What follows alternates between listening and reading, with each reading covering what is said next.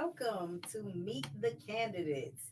And today we are going to meet the candidates, and we are meeting one of the candidates, Dr. Karen Weaver. Well, hello and thank you. I'm glad to be here with you We are at Meet the glad to have Candidate. you at Meet the Candidates. Um, so today, Yes. during Meet the Candidates, no, seriously, guys, this we are doing this today so that you are all will be able to meet Mhm. Dr. Karen Weaver. We want to ask her a few questions. We're going to ask you a few questions. Okay. We're going to get to know her. We're going to get to know your agendas because this is very important. It's very important for the viewers to be able to know where you stand, Okay. a little bit of who you are, A little bit of just a who I little am. Okay. background That's and that's all those good fine. things. Yeah, That's fine. we're going to have a good time doing it. I'm ready. All right.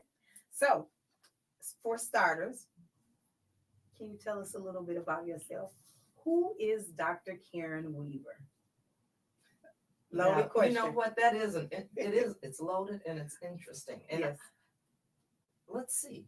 I guess I would have to start by saying I am the product of my parents and my ancestors. How about that? Love I'm it. the daughter of Dr. T. Wendell Williams and Marion Coates Williams. I'm the youngest of three. I have a brother, Wendell, and a sister, Helen. And I grew up on the north side of Flint. Okay. I think that's important to who I am as Very much. well. That I grew up on the north side of Flint. Um, but I talk about my parents a lot because they laid the foundation for who I am. So Mhm. and so did my grandparents. Yes. I want to say that as well.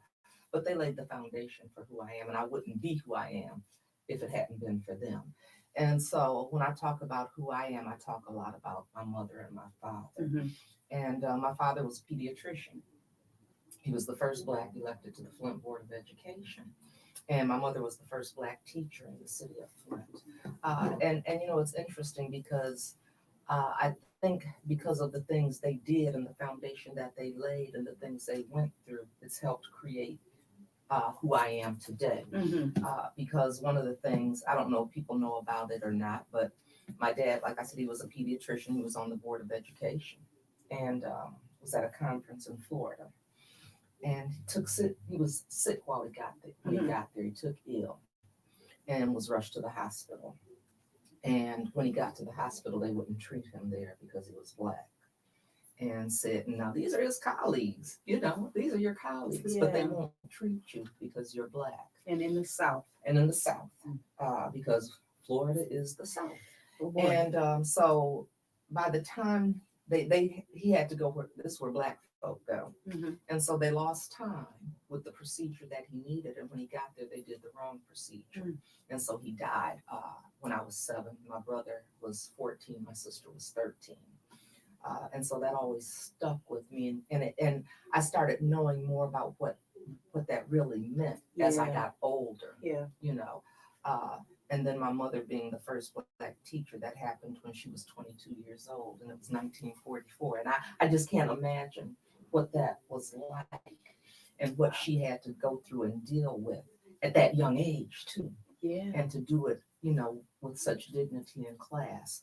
So, I think that's why I am who I am because of the foundation that they set, the things they went through, what they taught me about always taking care of home. Mhm. If you can't take care of home, you can't take care of other people. Absolutely. And that was why my dad, one of the things he did, he never got to practice in his clinic, but he put a clinic right there on Saginaw and Stewart Street. Mm. And that was the T. Wendell Williams Clinic. Yeah. And everyone in there was black physicians, dentists, pharmacy, Yeah. lab technician. And he knew that even back then in the early 60s, that there were healthcare disparities for us Yeah. and wanted to make sure we had access to healthcare then. So that has helped shape me. My mother's brother was a council person in Boston, in Massachusetts, or in Cambridge, Massachusetts. My sister was on the Board of Wow. Education. And so I guess that has helped shape me as far as speaking up and speaking out and advocating for Mhm. people. I'm a clinical psychologist. I'm married. I've been married for 35 years to somebody that I've known all my life, Rex Weaver. He's a dentist. We raised our 3 kids here, Adrian, Alana, and Doug. And I'm a grandmother. I have a little granddaughter, Brooklyn. So that's who I am. But I'm a fighter. I'm a I advocate and speak up and fight on what I know is right, on what I know is right. And so that's why I had to talk about my parents and my family when I say who I am. Your foundation was very strong.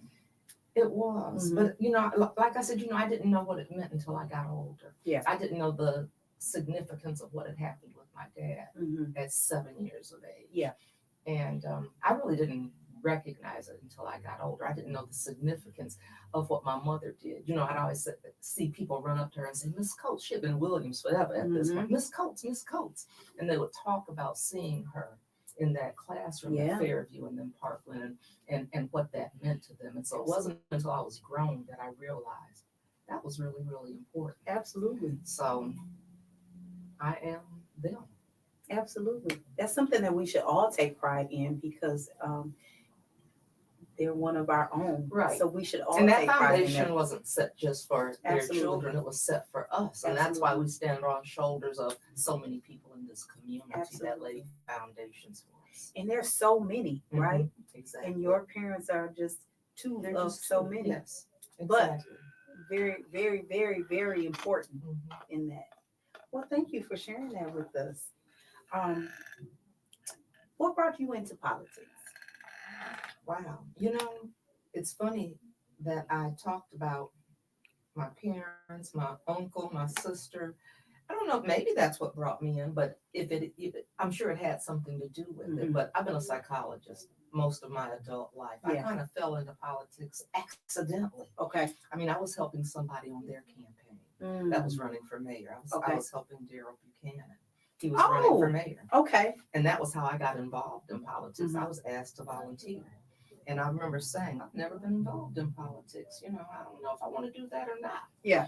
And I volunteered on the campaign and I started going, a couple times a week, maybe 2 to 3 hours. By the time it was over, I was there every day. I was all in because I saw what was going on in my city and what was happening. Yeah. And at that time it was, water rates, being raised illegally.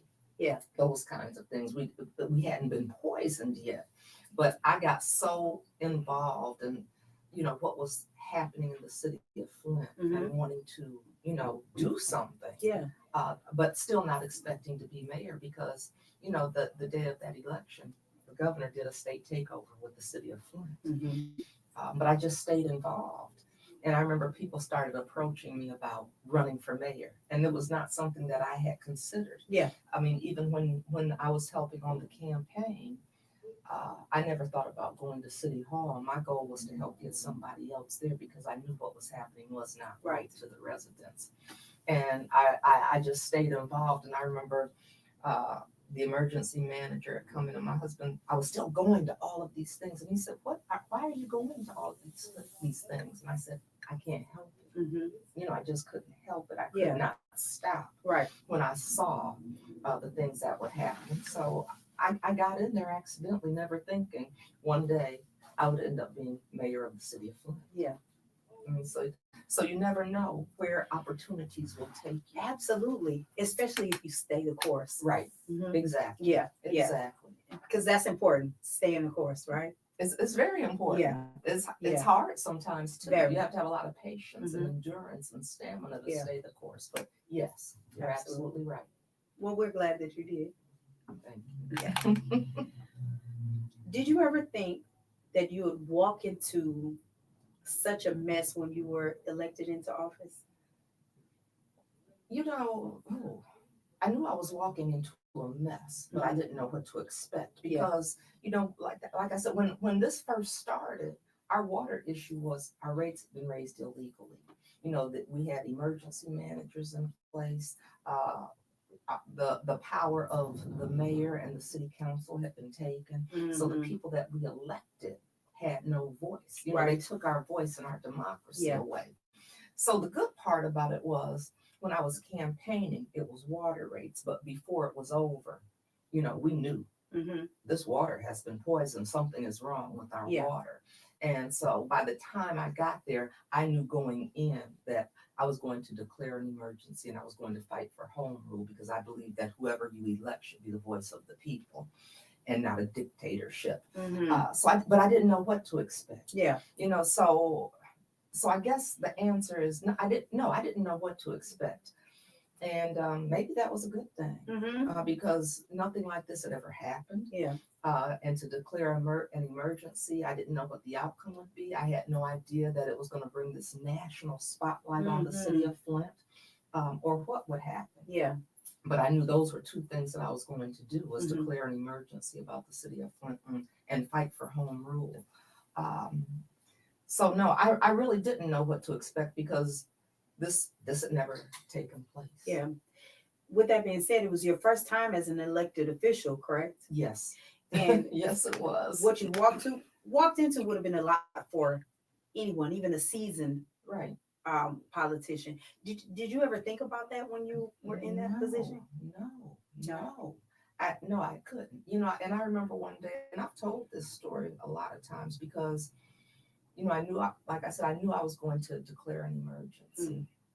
I didn't know what it was going to mean as Yeah. far as the city of Flint. Absolutely. And when that national spotlight came and everything was happening, and I didn't have any power. I had the power of my voice, which Right. is what I always told people. They can't take my voice. But I remember one day my husband said to me, he said, "I cannot imagine what it's like to be you." And I said, "I can't either." I said, because I wasn't even going to stop and think Yeah. about it because I thought I'd get overwhelmed. Yeah. I said, I might get scared and overwhelmed if I stop and think about it. And so I need to stay focused on what I'm there to do. Mm-hmm. And so I was really just focused on what do I need to do to be a voice and an advocate and a fighter for Flint. Yeah. Because I knew that we needed access to clean water. I knew we Absolutely. needed resources and money and services and supports. And so I stayed focused on that. And I never really I didn't think about all of that until after I got out of office. I remember people asking me, and this was when I was campaigning, that they said, if you win, you'll be the first female mayor of the city of Flint. What do you think about it? I said, I don't think anything about it because you got to win for it to happen. Mm-hmm. And then after I became mayor, I said, wow, I guess I need to start thinking about, because people asked me about that. And I said, I guess I need to think about that because I just stayed focused on that mission because it was very overwhelming to be in that kind of spotlight and to try to move forward when especially I walked into a situation where initially, with a strong mayor form government, you're supposed to be able to bring your people in, have your staff. Yeah. And I had none of that. Right. So it was really something that I probably chose not to think about it on purpose, and that was my way to deal with it and to deal with what was in front of me and how do I move these things forward. Yeah. And so that was where I put all my effort and energy. With that being said, I have off the Okay. Did that scare you after the fact to think about that? When I didn't think about it until I was out of office. Yeah. Did it scare you then? And well, I don't know if it's no, because I was through it by then. I got you. But I remember thinking about it and COVID had hit, so everything stopped. Was and it a you whoa? had to think. Yeah, thing? it was that kind of thing. Yeah. And I've told people it was almost like Dorothy and the Wizard of Oz. It was like one day I was picked up and everything's and you're thrown into this situation and then all of a sudden you're back home. Yeah. But the world has shut down too. And so you have to think. Yeah. And that was the first time I really reflected on everything that we were able to accomplish because we accomplished a lot. Everything that I had been through. I remember sitting there on my front porch looking through my phone. I was looking at pictures and looking through emails saying, wow, we did this, we did that.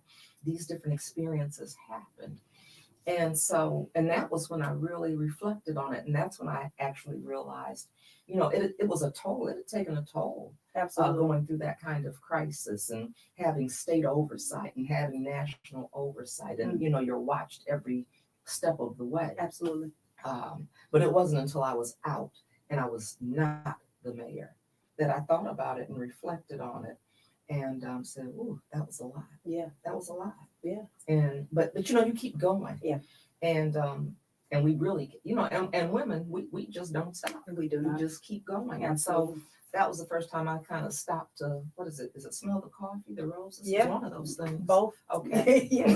that, Smell was, that was when I really thought about Yeah. it, when I was not the mayor. What a story to tell, just like your story. Now your children have another added level of firsts because you are a first right along with your parents. Yeah. Yeah. And I hadn't, and that had never been a goal of mine. No.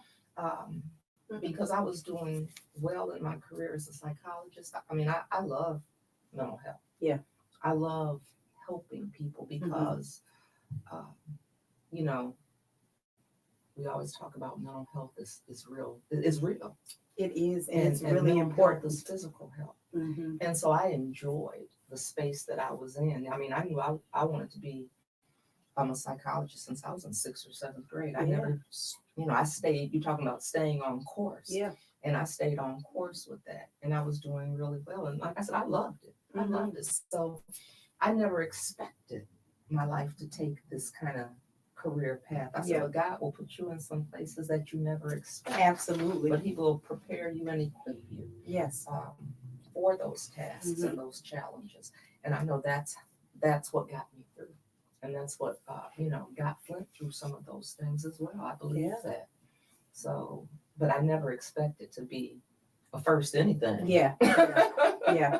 Well, what a blessing. It So- was. One of the moments of your term that has always stuck out in the mind of so many people was when you went to the White House and talked to the President Barack Obama. You weren't there for a dinner, right? You were lucky enough to attend. You were there for business. I was there for, yeah. Talking business with the President of the United States. Can you take us back to that moment? That was, you know what? And it was funny because I had been invited by Governor Snyder to the state of the state. Right. And, I'm thinking, okay, I'm going to go to the state of the state. That was my plan. Yeah. And because that was the day before the U.S. Conference of Mayors, which takes place in Washington. Mm-hmm. And I got a call and they said, are you coming to the conference? I said, yes. And they said, if you come the day before, you'll probably have an opportunity to meet with the president. And I said, oh, okay, president, state of the state, I'm going to Washington. I know that's right. And I still didn't know if it would happen or not. Yeah. And it was so funny because I remember Val Jarrett coming to me. Mm-hmm. And she said, we were meeting with new mayors. And she said to me, when I walk out of this room, you follow me. So I said, okay. And so we're in there, we're taking notes about things. And she gets up and I said, I know she doesn't mean in the middle of this. So I sit there, I'm taking my notes. And she looked at me. I said, oh, shoot, let me get up. She said, right now. Yeah. Okay. And so I got up and I followed her. And she told me to wait, in this little area. And I said, okay. So I'm waiting and I'm facing like this way.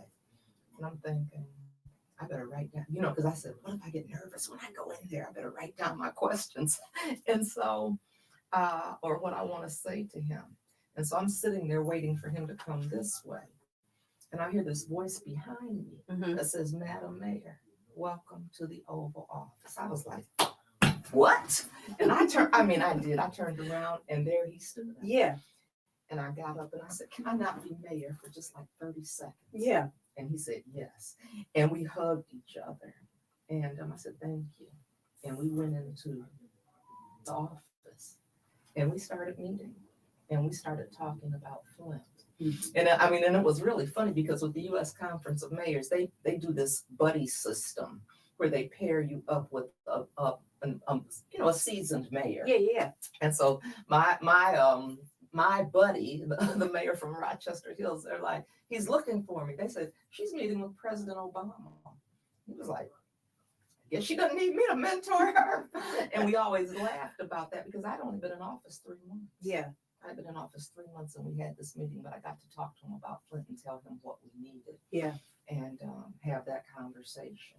And that was the beginning of that. I had a really strong relationship with the White House. the entire time I was there as a Yeah. result of that. So it was Wow. it was memorable. It was very memorable. I'm outside of this. I'm What? gonna tell you what I love about stories and storytelling is that, and that's one of the reasons why I love reading so much, Mm-hmm. is because I literally, like, when I listen to that, I went to the White House with you, and I was like, oh, like, excited, like it just happened. That is the one thing that I love about storytelling, It was, and I love yeah. about doing things like this, because it takes me to those moments, and I can visualize it, right, and it Mhm. puts me there. So I thank you. It I was love that. something. It was just like, I cannot believe this. Yeah. Even when he came to Flint and he said, "You and Snyder get in the beast." It's like, okay, Yeah. because he's the one in trouble, not me. Wow. So it was something Yeah. to be able to have that opportunity to sit and talk with him and say, we need some help in the city of Flint. And even build that relationship with And the build White that House, correct? relationship with the White House. Yeah. Yes. That's And awesome. it's a relationship, that I maintained that relationship even after I wasn't in office. Yes. With the U.S. Conference of Mayors. I mean, with the African American Mayors Association. Nice. So yeah, it really started something. Yeah. Something that needs to be finished and thrown back No, out, what? right? Okay. Yes. Yes. Yes. So you're running for mayor again. You're I running for am. office again. I am. What do you want to accomplish as mayor of Flint this time? And what are some of your Well, goals? I guess I have to start with the unfinished business because Absolutely. pipes ought to be changed. That's a project that should be completed. We were a year ahead Definitely. of schedule, and we're having some issues with our water still. Still. And when you hear about pipes not being finished, when you hear about people contracting Legionnaires again, when you hear about chlorine levels that are low and lead levels that are high, Mm-hmm. that's a problem. Absolutely. It's a conversation we shouldn't even be having, that we have Definitely. not completed the pipe replacement.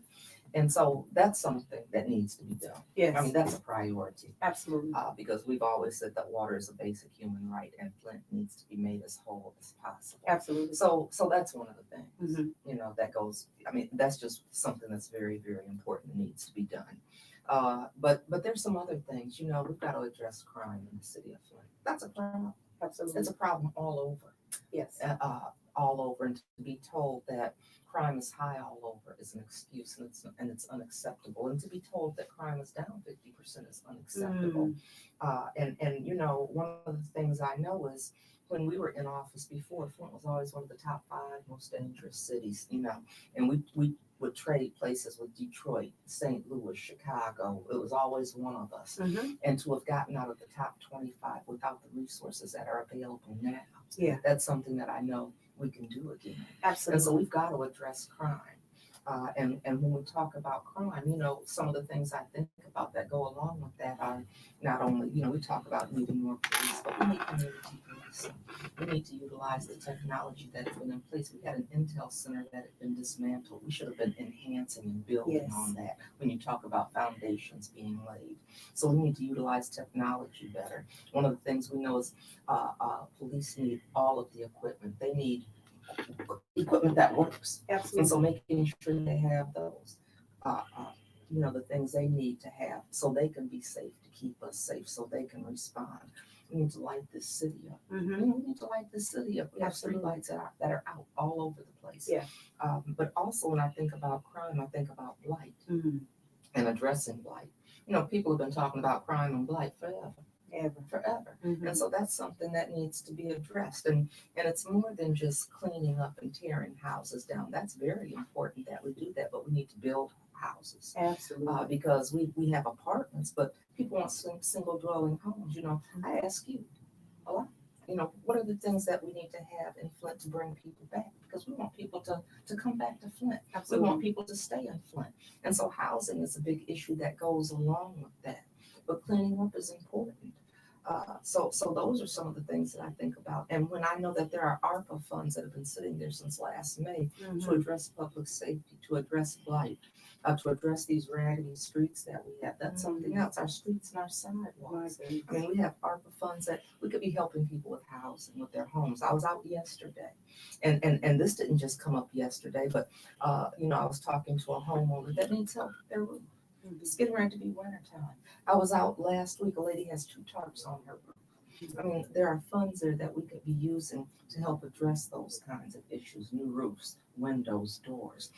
So we need some meaningful, impactful change. I want to bring economic development back to the city of Flint. We had done that when I was in office before, and it was the first time in 14 years that we had an economic development department in City Hall, as it should be and where it should be. Absolutely. And people that were, like I said, I was laser focused on certain things, laser focused on bringing economic opportunity to the people that live in the city of Flint, Absolutely. and not just certain areas. Not just certain areas Yeah. of Flint, but we need to be looking at all of Flint because people want to be in neighborhoods. People should have opportunities for jobs, and we're talking about jobs that pay well. You shouldn't have to piece things together because that takes you away from your family Definitely. when you have to have all of those kinds of jobs. So economic development, housing, those are things that are priorities for me and things that I'm looking forward to doing when I go back into City Hall. Absolutely. Absolutely. I've noticed that you've had a lot of young people supporting you this time. Why do you think that is? You know what? That was, actually, that was one of my priorities before, but with everything that's going on, sometimes we didn't have time to get to everything, but we had started reaching out to young people. I've got grown kids, 27, 28, and 31. And, I look at them and you think, and there's nothing wrong with moving away and having your family someplace else, but we lose so much of our young brain trust. They either stay here for school and leave, or they leave and don't come back. They just come back to visit family. And when I look around and think about the amenities that were in place when I was young and I was here in Flint, there were a lot of them. There were things to do, places to go. You were safe. You could do it. You did what was appropriate at 20 and 30. Heck, I mean, we can go 40. I mean, because there are a lot of social amenities that aren't there. But what do we do to keep young people here? What do we do to bring young people here? And so I've been having those kinds of conversations. We've got a lot of young entrepreneurs and young people that want to have their own businesses. And how do we support that? Because if we can't keep young people here, I mean, you don't have a city.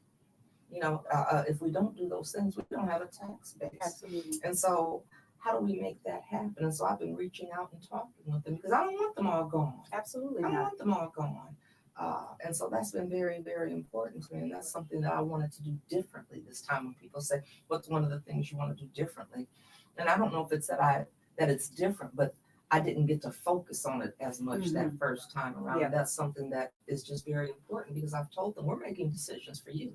We're making decisions about your children. We're making decisions about your parents, your grandparents. You need to have a voice at the table. Right. And they should be part of these decisions. And, we're not going to be here forever. We're not going to do this forever. Absolutely. And we have to be, we should be training people and bringing them in those situations so they can lead. We always talk about they're our future. That's why they need to be at the table now and at the decision-making table now. And one of the things I've learned, I mean, we can learn from each other. Absolutely. They've got a lot of good insight about things. They've got a lot of good ideas and how you do things. We've got wisdom. And when we come together, it's just, I mean, that's something. That's something. I mean, I had something, was it last week or the week before? And it was women. And we said like the youngest was 9. Absolutely. But it went from 20s, 30s, 40s, I mean, all the way up to the 80s. It was beautiful. And to see that age span and us working together, it just felt good. It was beautiful. And that's what we need to do at these decision tables. And we need young people to be there to help us move forward because it's about all of us. Absolutely. Everybody in. Everybody in. Yeah. That's right. Absolutely. And that's what I want. And that's what we should want. Yeah. Well, lastly, my last question for you is, why should the viewers in the city of Flint vote for Dr. Karen Weaver for mayor? Well, I am asking. I'm glad you said that because I am asking for the vote. I want people to vote. Absolutely. But I mean, I've got a proven track record. One of the things, we weren't perfect, but every day that I went into City Hall, it was, what can I do for the people? How can I get things and be a fighter and an advocate for the people? And so I do have that kind of track record. I believe that I'm qualified. I'm qualified. I think, it's funny because I never thought coming from a mental health world equipped you for that, but I was a good administrator. I learned that. And this is a city that has been emotionally and mentally bruised and battered and traumatized. And so that those kinds of skills come in handy. Yeah. I tried to do everything that I said I was going to do. I'm truthful. I'm Mm-hmm. gonna tell you the truth. And one of the things I always told people then, and I say it again, is whether it's good news or bad news, I'm gonna tell you the truth about what's Absolutely. going on, because we can't make informed, educated decisions about us, about our families, about our communities if somebody's not telling you the truth. Yeah. And so I'm gonna be truthful to people. I think that's really important. I want to have everybody, as many people engaged in this process as possible. And while I talk about being a fighter and an advocate, I did that in office. I did it when I was out of office. I haven't stopped speaking up and fighting for Flint. Absolutely. And it was funny because I think people thought I'd go away and be quiet after I wasn't mayor. And I'm like, watch this. Yeah. I'm going to keep on. Yeah. Hold my purse. You know, Yeah. exactly, because I'm not done. Yeah. And so I haven't stopped fighting for Flint, and I'm not going to stop fighting for Flint. And that's why I'm asking for your vote. November 8th. November. And I always tell people, when I go back, we go back. There's some work to do. Yeah. And I can't do it by myself. And so I need the help and support of the people. So that's why I'm asking for the vote. And that's why I think you should vote for me. I agree. I agree wholeheartedly. Thank you. And so with that being said, I know a lot of people are saying, well, what will happen if she gets in? What happens? What happens? Well, let's vote and see. Let's vote and see. Let's vote and see. Well, I thank you. And I thank you so as much for well. being part of Meet the Candidates. I hope that the viewers enjoy meeting and knowing a little bit more about you and hearing some things that maybe they did not know. Mhm. And now that they're able to make an informed and educated decision when they do vote on November 8th. So please do us this favor and get out to vote on November 8th, and make sure you vote November 8th. And one of our candidates, November 8th, Dr. Karen Weaver. Thank you. Thank you.